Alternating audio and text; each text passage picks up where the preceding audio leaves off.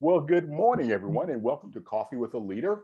My name is Joseph Simmons. I am a volunteer with SCORE Orlando. I'd also like to introduce Lois Perry, who is the chapter president, as well as Bo Harvey, who will be assisting us and is also a mentor and a volunteer with SCORE. As you know, SCORE is a nonprofit organization that really is a resource for the community of Orlando and Central Florida. The business community, when you're thinking about support, when you think about networking, when you think about resources in regards to education and webinars, SCORE Orlando is an excellent opportunity for you to take advantage of. And how do you take advantage of this opportunity? Well, there's two ways. One, you can call at 407 420 4844, or use today's technology and simply go to the website. At the website, while you're there, you can register for upcoming events, but you can also take advantage of webinars that are in the library. Some of the educational programs that we have going on are one like this, Coffee with a Leader. Two, we also do education from the basics, building a business plan, doing a marketing plan. We also do things such as social media. So take advantage of it by going to the website. Now, because of the virtual environment that we're operating in now, you'll also be able to get a mentor as well as a coach by by going to the website. So please go to the website and visit us, and as well as getting yourself lined up with a coach and a mentor. Now, we're very excited about partnering with Amazon Small Business Academy for an upcoming event. This event starts on March 2nd. It's a four-part series called Lunch with Amazon. Now, how do you participate in this lunch?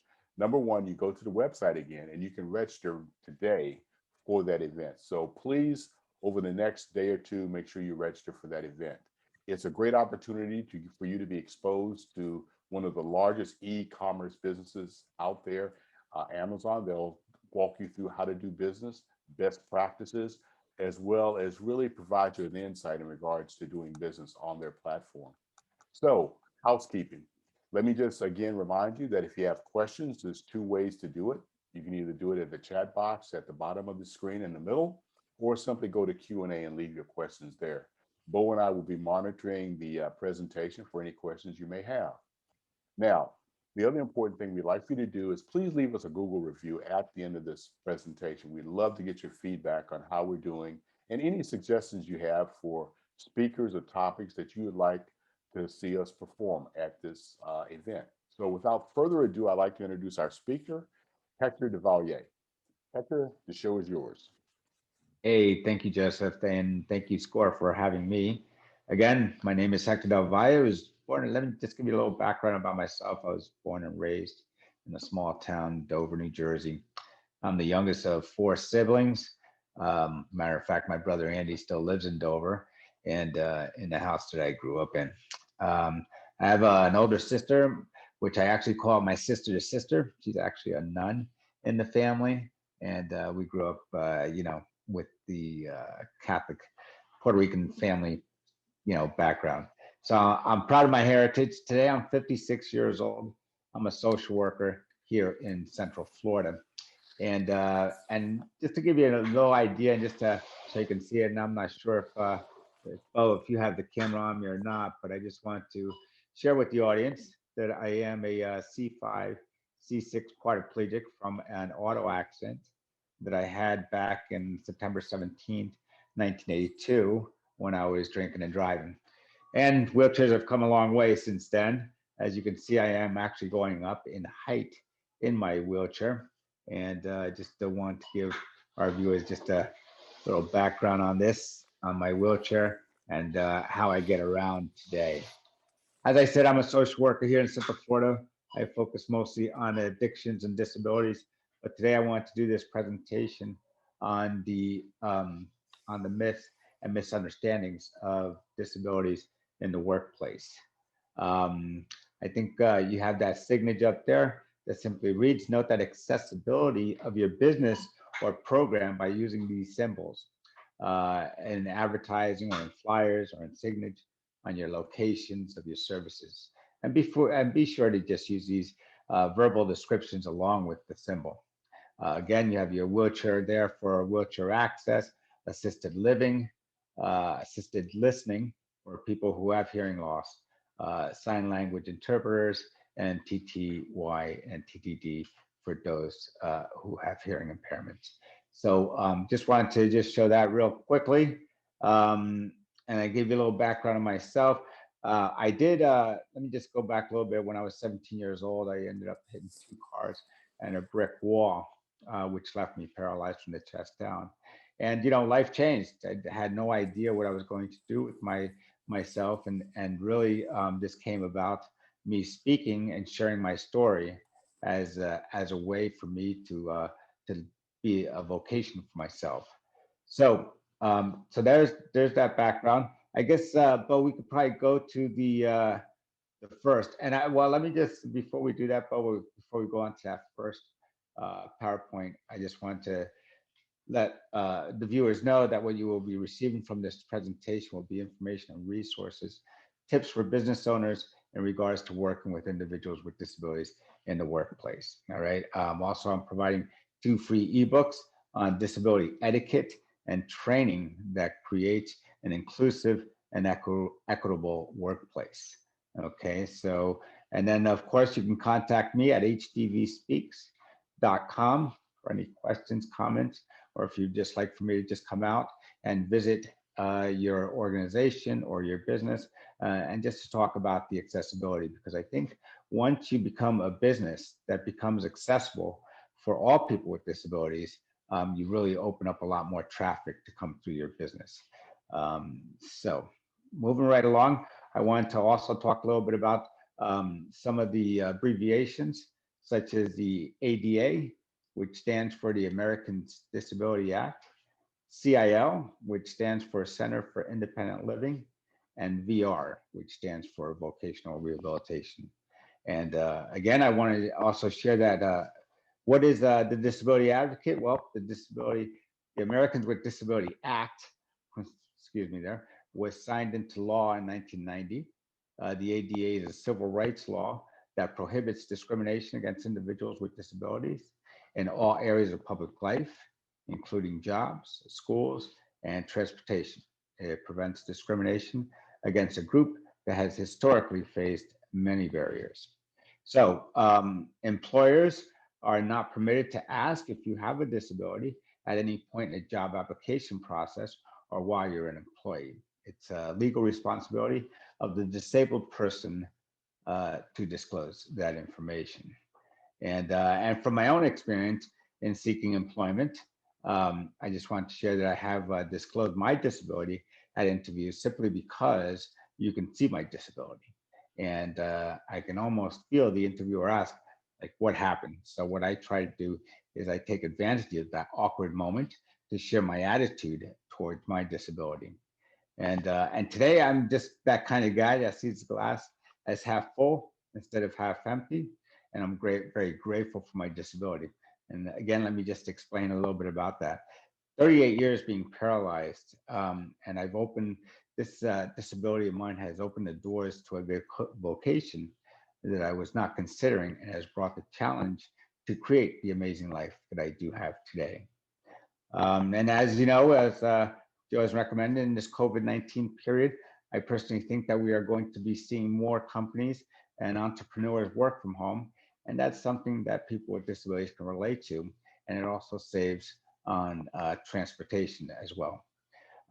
So they don't have to schedule transportation and so forth. So moving right along, we're going to go right into dive into, and before we go into that first slide, I just want to state that I am providing a reference page, okay, which has 2 free ebooks on it for today's presentation. Give me 1 second.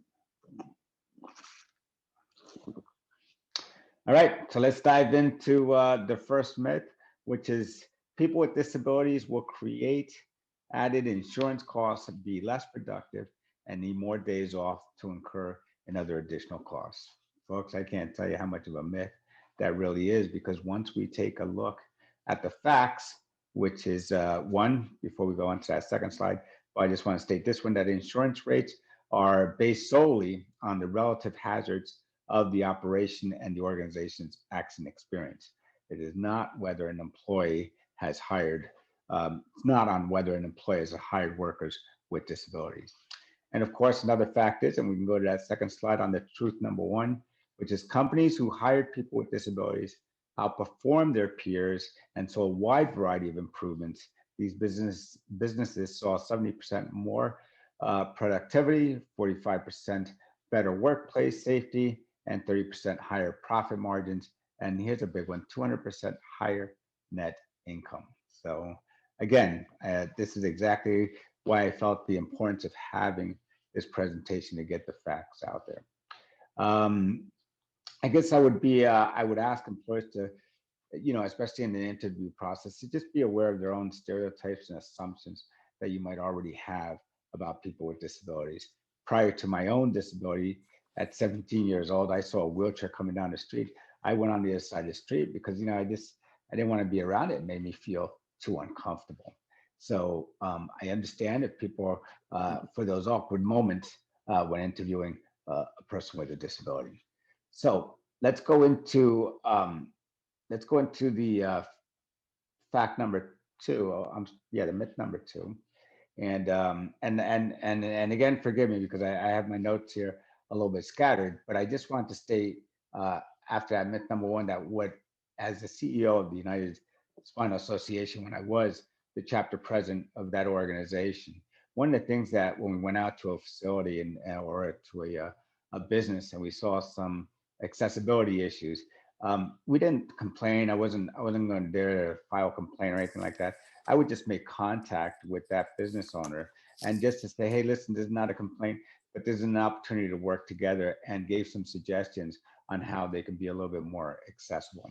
So I just want to state that. Now we could just go into myth two, which is people with disabilities can only do simple jobs. Wow, man, is that an understatement there? Because the fact is that people with disabilities, and if we just slide to slide two there on the truth, people with disabilities are already successfully working in all kinds of jobs. People with disabilities usually have a pretty clear sense of their abilities and are more likely to want a career that plays to their strength and their passions. So in regards to that, consider these names: Christopher Reeves, Michael J. Fox, Stephen Hawking Jr., Stevie Wonder, Helen Keller, Frida Kahlo, even Justin Timberlake, and many more. These individuals were either born with a disability or became disabled at the same time of their life. And some of these individuals have disabilities that you can see, and then there are others, there are invisible disabilities. If you're an employer, and you have an assumption of myth number one or two, I encourage you to contact resources like vocational rehabilitation, as I mentioned in the beginning, which they can assist you if you're looking to hire specific individuals with disabilities, or if you're just looking to really open your employment to people with disability. Vocational rehab is a really good resource, as well as the Center for Independent Living. Joe, did you have a question there? I didn't know if somebody had a question there. I You do can have go a ahead question. and Hector, sure. you had mentioned earlier in regards to one of the previous slides about yourself and just walk us through the interview process. In regards to some of the, how can I say it? Some of the preconceived judgments that you had to address in the interview. Can you walk the audience through that? Sure. Like I said, when you go into the interview process, it's pretty much the same that you would tell anybody else to go into an interview. But when you're doing it with a disability, you either want to inform the employer, because that's the right that you have as a person with a disability in employment with the ADA. So you really want to just really share with them exactly what your disability is, and if you're in need of any accommodations. But just remember that has to come from the person that's being interviewed for that position. It's their right to disclose that information for the interview. And then, of course, I just wanted the employer to know that they too have rights as well too under the ADA in regards to making reasonable accommodations. So you want to definitely have that conversation with the individual but you really have to just make sure that you look at your policies and procedures and what your and what your steps are in interviewing somebody like myself with a disability. So that's the way I would share that, Joe, that, first of all, become aware that it's their right to disclose that information and just ask them. I mean, that's the simple way that we could just go about that interview process is, can you tell me a little bit about your disabilities or anything that we can do, or that you would need in making those accommodations for being hired at that position. And then Hector, you would bridge to fit, right? You would go immediately to your qualifications for the position, why you should be that candidate. Okay. Absolutely, absolutely, because and we'll talk more in a couple slides coming up, exactly, that talks to that point. Okay, thank you. Yep, not a problem. And so yeah, so I just want to just really focus on the strengths and passions of those people with disability. I think when I was first injured, being paralyzed, they pretty much thought that the only job that I could do was sitting in front of a computer. And yet here I am today with a master's degree in social work. I'm active in the community. I participate. I sit on several boards, such as like the Center for Independent Living. I utilize and I share the resources of vocational rehab because I think those are really two major resources that we have in the community that we really don't use enough. Or when people come out to see the Center for Independent Living, they don't really get to see, or they don't realize, oh my God, I didn't know that you guys were here. And the Center for Independent Living has been there in Winter Park, Florida for over 40 years, just providing resources and services for people with disabilities.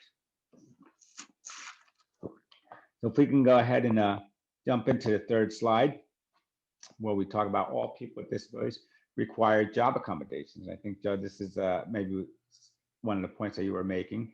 And of course, studies have shown that less than 1/4 of employees with disabilities need accommodations. And again, if you utilize those services, such as vocational rehab, and that the individual who's being employed there can also get to those resources. In my case, vocational rehab assisted me with having a desk that needed to go up or down because of the wheelchair that I was using, as well as voice activation in order to do my notes for counseling. So again, if you know where these resources are at, if you know how to utilize these resources, it's a big plus to both the employee and the employer. So the truth about that thing is, like I said, studies have shown that less than 1/4 of employees with disabilities need accommodations.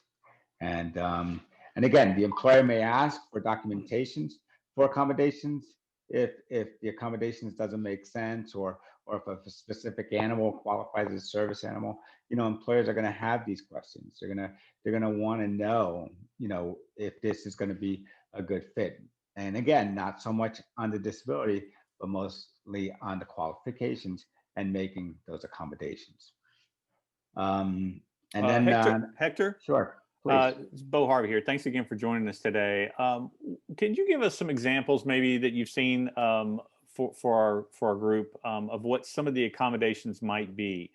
So, for example, any businesses that have hired someone with some type of a disability, what types of accommodations, and that seems like a broad word, have they maybe had to provide that would make someone with a disability able to work in their workplace? Can you give us an example or two of that? Sure, I could definitely give you some of the simple examples, but I also want to make sure that we all understand that there are so many different types of disabilities out there, whether it's a physical disability or a hearing disability or a visual disability. So there's a number of accommodations. In my case, like I stated before, was a desk, that I can get under because my wheelchair couldn't get under mostly a standard desk. So they needed to have a special desk that I need to raise up. Somebody who's visually impaired might need to come in with a seeing eye dog or an assisted animal, mostly a dog. So we want to make sure that we're looking at specific fits to specific disabilities. So it's wide. Well, I could just tell you that those are just some of the simple accommodations, such as accessible bathrooms.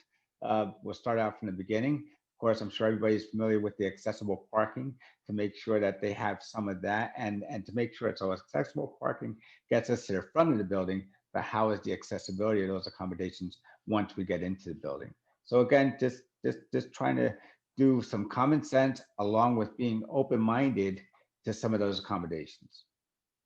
And to that point, I think a lot of times business owners, whether it's accommodating an employee or, in many cases, when I work with retail, the ADA is very important in terms of, accessibility to, a shopping retail space. Mhm. The ramp to the door, the accessibility to actually open the door without asking for help, the pathways, all of the distances that have to be, accommodating for a wheelchair of some sort. So there's the employee angle, and then there's also the consumer, the end user, customer angle. A lot of times, I think business owners believe that they just have to try to figure it out on their own. But what you're saying is there's actually help out there for us. Tell us a little bit about that. Sure, sure. Again, Center for Independent Living, like I said, has been around for 40 years. And what they do is they provide a number of resources that they would need for the employer, such as, what do I do? Where do I get these accommodations from? Who assists me in there? And they'll work together with vocational rehab uh, services to assist that employer to get those accommodations met.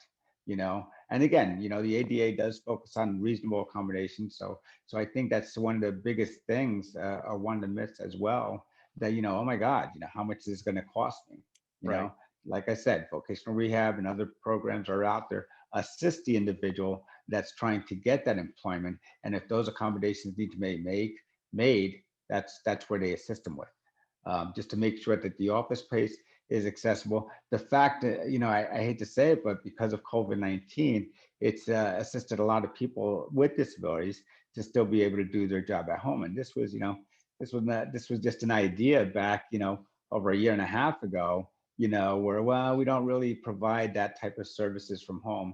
And now everybody is really starting to provide these services right from home. So it's really, it's really been good for people with disabilities to get that out there and to know that that's an option here today. Awesome. Thank you. Yep, not a problem. Well, we have number 4. Moving along to myth number 4. The ADA forces employers to hire unqualified individuals with disabilities. This is simply not true. Applicants who are unqualified for a job cannot claim discrimination under the ADA. Under the ADA, to be protected from discrimination, hiring an individual with a disability must be qualified, which means he or she must meet all requirements for a job and be able to perform its essential functions with or without reasonable accommodations. So there's the fact that, that people with disabilities simply want to find their place to be able to fit in to society, into that inclusive, society, hopefully, where it's not just about people with disabilities, but it's about including everyone, whether it's senior citizens, people with disabilities, minorities of any sorts and stuff like that. We're really trying to advocate for an inclusive and qualified environment and community. And so that's where we're at with that. And then myth number 5, saying the wrong thing in the workplace will offend employees with disabilities. And again, simple etiquette can avoid relationship barriers. People with disabilities appreciate people first language. And I've added a lot of that information into my reference page.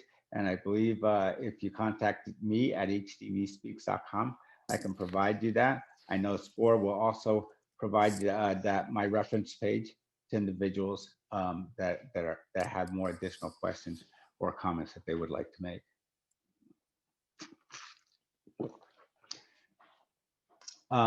So that's those are some of the myths, and like I said, there are so many other ones, that people have had, or if people here have questions, say, I'm definitely feel free to answer some of those from my background and from my experience as a person with disability and being employed, and also for those looking for employment. I do a lot of work with the people with disabilities themselves, really trying to figure out what do they do. When I was 17, I was injured. I was doing carpenter's apprentice, and I realized I couldn't do that until, my RN case manager at the time saw me doing an interview. He goes, why not speaking? And I just said like, oh my God, wow. Never even thought about that. So I think a support network is very important. Family, friends, people around you that can help you figure out what your strengths are, as well. So that's the purpose of my talk today, is just try to encourage employers to take a look at this large community that's out there seeking employment, and in regards to making those reasonable accommodations, that there are resources out there. Yeah, Hector, I wanted just to interject then again. I wanted to see if anyone on the call, and you may have a better way to phrase this question, but has anyone on the call actually employed anyone with any type of disability, or is anyone on the call working with a disability of some sort, and wants to maybe share that? If you would just raise your hand, and I'll unmute you. This is a Zoom webinar, so you can't just unmute yourself. But I'm curious if anybody in the crowd is also living and working with a disability of some type that they'd like to share with us, or if they have any experience they want to share with the group on actually employing someone with a disability, and how that's been.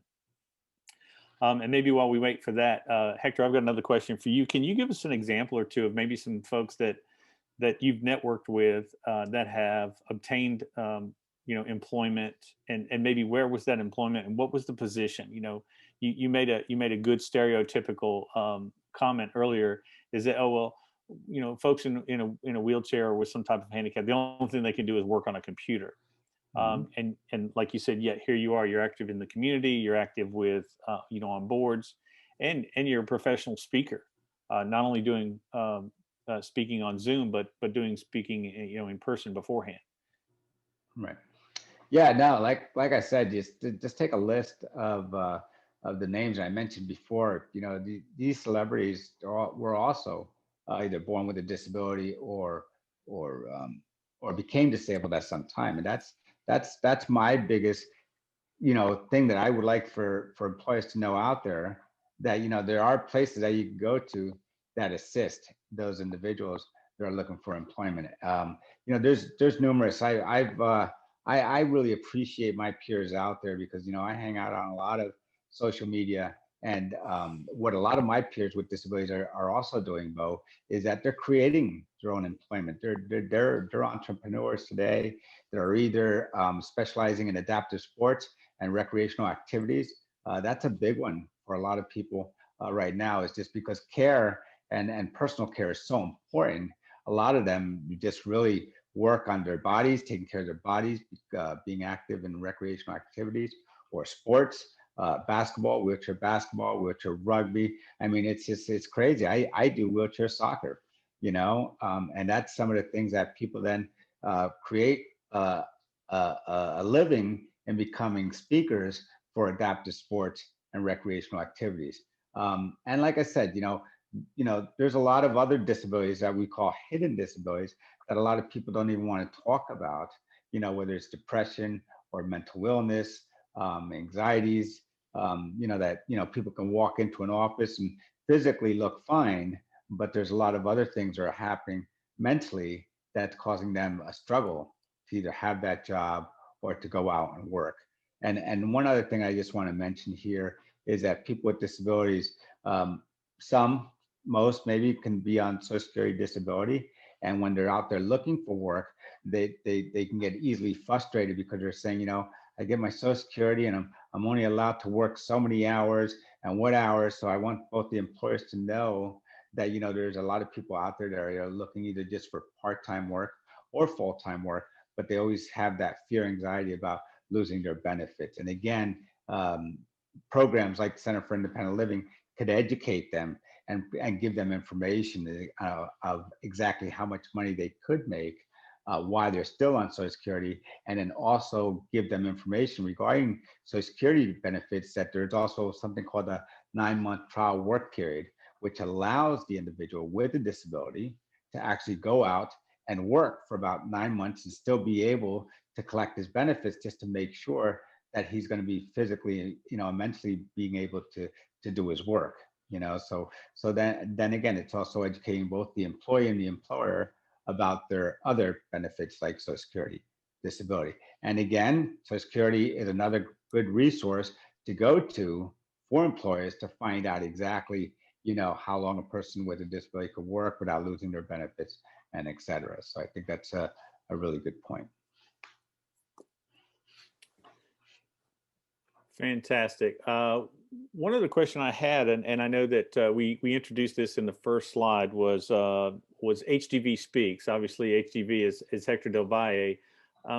Tell us a little bit about your work there and your outreach in the community. I know you do, I guess, private consulting, and so anyone on the call can reach out to you afterward, and you'll be working with them on a one-on-one basis. But you also do work not only with folks that have disabilities, but also with some of the professionals that care for them. I know you're working with some of the universities and students there that are in, I guess, rehabilitation or some type of care. Can you expand on that a little bit?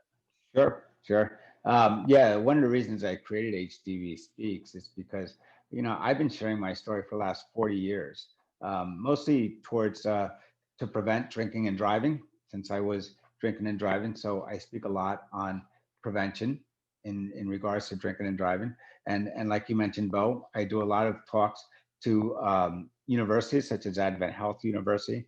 I talk to the physical therapist department there. I talk to others such as UCF, University of Central Florida, and I talk to the social work department there, to students, trying to educate them on disability issues that may arise, disability rights, and so forth. So that's the thing that I try to do, is I develop those relationships with those universities. And what I then do is just put my story out there to share a little bit about that. And again, it's about prevention, it's about intervention, okay, and how to cope and deal with the disability. Again, whether you're born with it, or whether you have a disability that you acquired from an auto accident or some nature like that. We try to address those issues. So yes, you can either contact me. I could either do something as simple as coming out to see your business and see exactly what we could do to work with these other organizations, such as vocational rehab, Center for Independent Living, that I've been mentioning all about. So again, that's the important thing of HDV Speaks, that I come out and I start that relationship with you to see how we can have a better performance, how we can provide different services that perhaps the employer was not aware about. Fantastic. So we'll leave contact information on I think the final slide, and that'll be forwarded if anybody wants to contact Hector directly, and have them either speak to them one-on-one or to speak to their organization. I certainly think that you're touching a lot of different segments. Expand a little bit more on what I saw on the website, where you do sort of this macro talk and you do a kind of a micro level when you're doing your speaking. Sure. Yeah. Again, the individual speaking is mostly with peers, or I do it with just small families. I talk to the family, because sometimes it's the family that needs that support, and to realize, what can my son and daughter do now that they're disabled? They're overwhelmed with thinking that, oh my God, they don't know where to go, they don't know what to do, and I just really come in my wheelchair, just to share with them, yes, you can have a severe disability such as mine, or you can have one that people just are not aware of the information resource that would help them to cope and deal with that disability. And again, it's both for our society and our community. So yeah, that's what I do, either one-on-one with an individual who's disabled, or just one-on-one, somebody that just wants to come in and talk. And that's what I try to do, is I just try to educate them and provide that information to them. Or we could do it on a larger group. Like I said before, I've spoken at these universities where I speak to larger groups, such as students or high schools, and I just go about trying to inform and educate. One of the things that I'm doing right now other than what I'm doing in regards to employment issues, is working on public housing. You know, public housing is such a big problem today, either with affordable and accessible public housing. It almost doesn't exist, but we do have some developers out there that are willing to work with us, and that's a big exciting part that I'm doing right now, is trying to bring about some awareness to accessible and affordable housing for people with disabilities. And that's Fantastic, fantastic. And if someone, you know, we know that I guess, you know, staffing is always an issue. I would say in 95% of businesses, staffing is always a concern in human resources and actually finding folks. If any of the folks on the call or any business owners are interested in a, you know, obviously hiring more people to help them meet their demands, how does someone go about you know, attracting, you know, someone from the disabled workforce? Yep. And that's why Center for Independent Living would just come in and give them an amazing presentation, and actually would come out just like I would come out to your site and try to educate the employer as far as how you go about attracting that type of population, or just let them know that they do have employment available for everyone. You know, this is I'm going for more an inclusive kind of message, that, you know, I don't want to segregate people with disabilities and put them in a special place. But what I'm really looking for is try to educate the community and those employers of all the resources that they have, you know, to a number of different types of employments that they didn't even think of, such as like what COVID-19 had us redo, is just think about, oh my God, if I have to close my business, what else am I going to do? So again, that's those are the contacts that you really want to make. Those are the connections you really want to make, is with the Centers for Independent Living and the vocational rehab services. Those are the ones that are out there that have been doing it for the longest. Those are the ones that are out there that have the most experience in helping employers out trying to figure this out.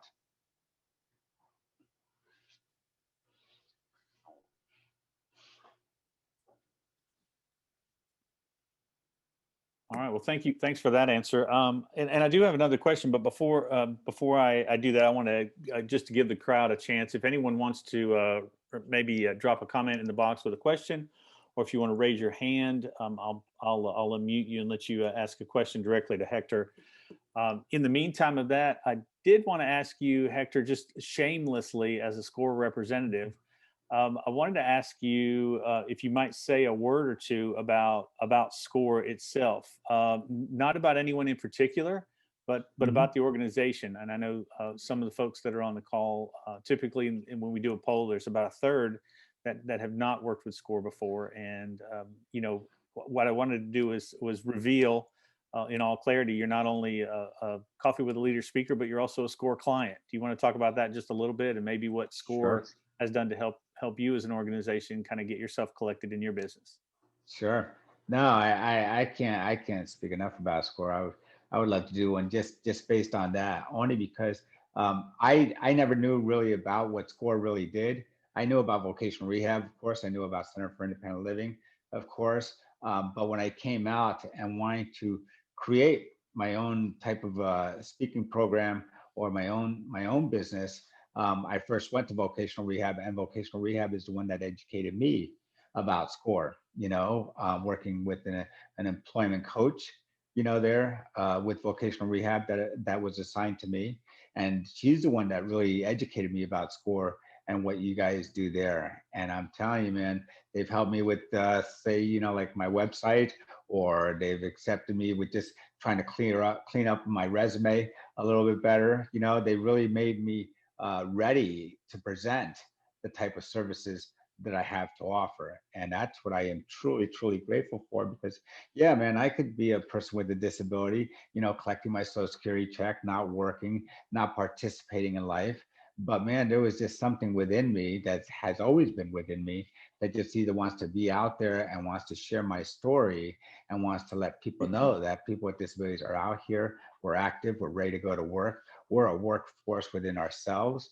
and that it brings a lot of traffic. Now, I've gone to businesses where, you know, there was no accessibility to get inside the business, and I would have to have employers tell me, well, nobody with a disability comes here. I said, well, probably because they can't get in, you know. So I really try to educate them on the benefits and what that does to a business if you do become accessible. So HDV Speaks is really trying to connect those gaps within our community between the employer and so forth. So SCORE has really been a big help to me, and I'm sure to many other people as I'm learning about SCORE more and more every day. So you guys have been such a big help in educating me what it takes to be an effective business out there in the community. So I just feel like another community member with a business and a service that I have to offer in the community, despite my disability. Awesome. Well, thanks for sharing that. Of course, as you all know, and I'm going to just leave the slide up here for one more second or two. If you'd like to contact Hector, you can reach him at mshectordelvalle@gmail.com. You can go to hdvspeaks.com and you can contact him there through the form and check out some of his bio there. I thought it was really, you've met a lot of interesting folks over the years, and it looks like you've done a lot of interesting advocacy work with a lot of different groups. So we want to thank you for being on the show this morning. And of course, I will, for all of you on the call, ask that I'm going to stop share here, and then I'm going to drop a quick link into the chat box. For those of you who are on the call, you know, we always ask for a little bit of I guess a Google review, if you would, for SCORE itself as an organization. If you think we've helped you in any way, please leave us a review. And what I would ask too, if you would mention you know, today's event, you know, feel free to mention Hector, and certainly you know, mention the fact that you know, it's helpful to you as an entrepreneur. The goal here is not just to have SCORE have a 5-star rating and tons of reviews for Google, but is to allow us to rank higher in the search engine when people type in terms like business mentor or I need help with my business. Other folks like you will be able to find that when they search that on Google, and you know, hopefully we'll bring them to SCORE and help them find a mentor that will guide them along the way of their business path, whether it be with a business plan, you know, advice on you know, how to get their idea going. So, you know, SCORE has lots of mentors and lots of different verticals that can help them. So feel free to please leave us a review on Google, and again, that'll help outreach to a lot of other entrepreneurs. Joe, Lois, are there any thoughts, any parting thoughts today? Well, this is Joe. I just wanted to say thank you so much, Hector, for coming in and sharing your experiences with us, and also giving us some insight in regards to how to proceed with having a very diverse workforce. So we really appreciate it. And also, if I can plug shamelessly, for those of you that are still on, please register for Lunch with Amazon. It's on the website now. Thanks. Thanks again, Thank Hector. you, Hector. We Thank you. appreciate it. Good to see you. Thank you, Lois. Thank you so much. Thanks All right, for having me. everybody. If Hector and I are going to hang out for just a minute more, if you have any questions, and otherwise we'll wrap it up as people get off to their day's work. But thanks again. We'll see you all on the next Coffee with a Leader, which will be on March 18th. David Daly from Operation Hope will be on, and he'll be talking about business strategies. So please go to orlando.score.org, and you can register for the event there online. And we look forward to seeing you guys on our next Coffee with a Leader on March 18th. Everybody have a great week. Thank you all so much. Take care.